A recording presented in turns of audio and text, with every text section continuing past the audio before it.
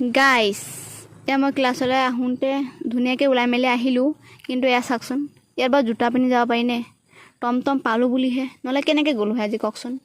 আমি মানে ৰাস্তাতে গৈ আছোঁ নে নদী দি গৈ আছোঁ বুজিয়ে পোৱা নাই। চাওকচোন ইমান পানী, কিমান পানী হৈ গৈছে এইকেইদিন।